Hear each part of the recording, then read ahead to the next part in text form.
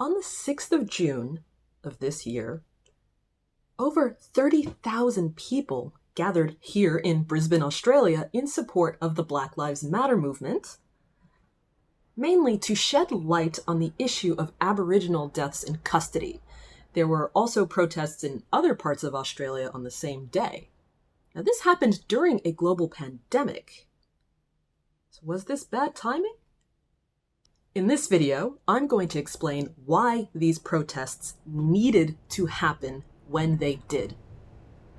So stick around.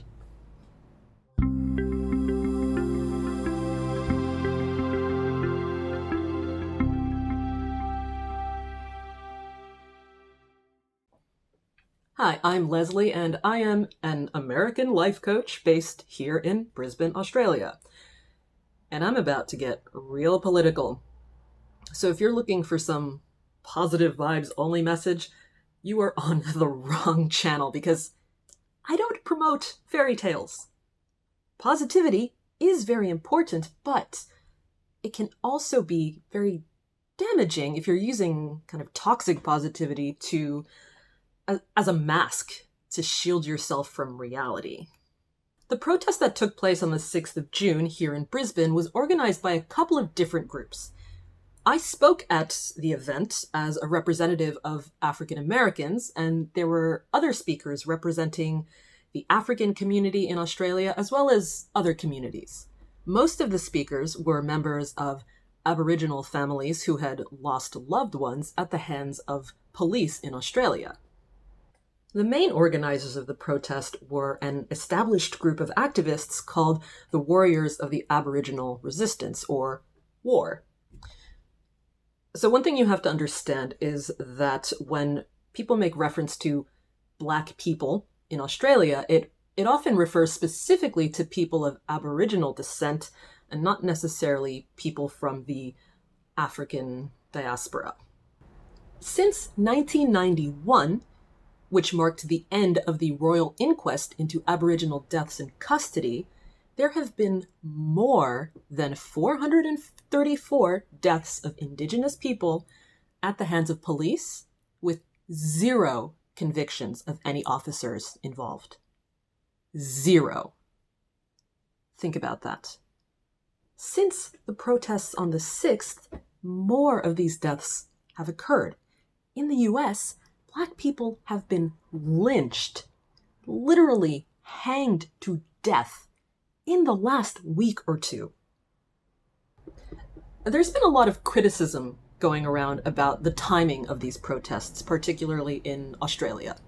People have said that it wasn't very smart to protest during a pandemic, or that it was selfish or unfair, given that there are still a lot of restrictions in place for some businesses and services, and so on.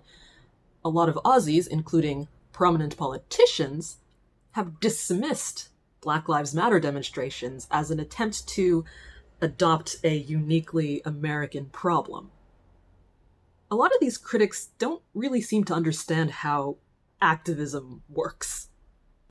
One of my favorite criticisms came from people saying that anyone who attended the protests was selfish for putting the vulnerable demographic of Aboriginal people at an increased risk of contracting and subsequently dying from COVID-19. I'm not saying that that concern isn't valid, and I am not speaking for Aboriginal people, because it is a valid concern. What I am saying is this. A group of people representing generations of Aboriginal people who understand the struggles of their own people gathered together, weighed the pros and cons, understood the risks, and then decided to proceed, taking what precautions they could in terms of distributing hand sanitizer and masks and planning for social distancing measures.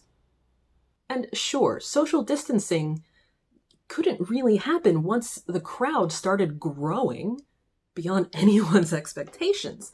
But focusing in on the COVID risk as an attack against the protesters really distracts from very important issues that need to be highlighted. People are dying from preventable human rights abuses. That is another vulnerability that you should be concerned about. But it's almost like people from the outside were telling Aboriginal people that they're not thinking enough about Aboriginal people. So why did the Australian protests have to happen when they happened? Why couldn't people have just waited a few weeks? It's because now is when people are paying attention. The eyes of the world are on this issue. The problem of Black deaths in custody has been highlighted before, but still, the necessary changes have not occurred. I explained this very loudly to a group of cops at another protest that happened just yesterday. People didn't come out in droves to the protests on the 6th because they were invited to. They came because they were looking for an opportunity to show their support for issues that have been affecting Black people for generations in Australia and in the US and around the world. There are public figures in other countries speaking out specifically about the intersection of Black Lives Matter and Aboriginal deaths in custody in Australia as a result of these protests. The world is watching us, and that would not have happened if we hadn't hit the streets when people were finally paying attention. The most recent round of Black Lives Matter protests were not just about George Floyd, but the video of his murder was a catalyst. We've seen so many videos of people being killed by police. What about the ones that are not on camera?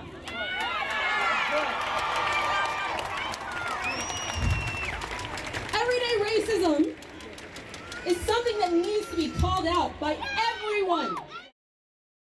People are saying enough is enough is enough. People are making efforts to understand how deep the problem of systemic racism runs and looking for their place within the solution as a result of the recent protests around the world. Momentum is crucial in this context. Momentum is a key component in affecting change even on a personal level. So yeah, when public discourse highlights a specific human rights issue in need of immediate attention, that is when people who are committed to making changes need to act. That is when people who are committed to making the world a better place need to stand up and speak out. And when we in Australia have people like our own Prime Minister, ScoMo, saying things like, "There has never been slavery in Australia," and all that kind of BS, it illustrates just how whitewashed Australian history is. To have someone who represents this country on the world stage spewing these kinds of falsehoods like it's no big deal. That is why extreme measures need to be taken to rewrite the false narrative of the Black experience around the world. I went to school in the US, so I also grew up in a very whitewashed school system. If you hear someone vilifying Black Lives Matter protesters or see someone making racist remarks on social media, don't just unfriend them, because that's an invitation for them to stay ignorant. Systemic racism doesn't have easy solutions. You can't just put a band-aid on a zombie bite. Eventually, it will lead to bigger problems. What we need to do is put our heads together, open our ears and our minds, and listen to each other. Listen to people of color and our experiences.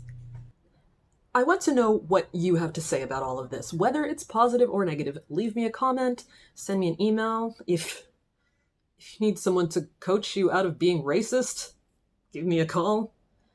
My next video, and probably the video after that, will probably relate again to the Black Lives Matter movement, which may seem unrelated to coaching and personal development, but they are very much connected.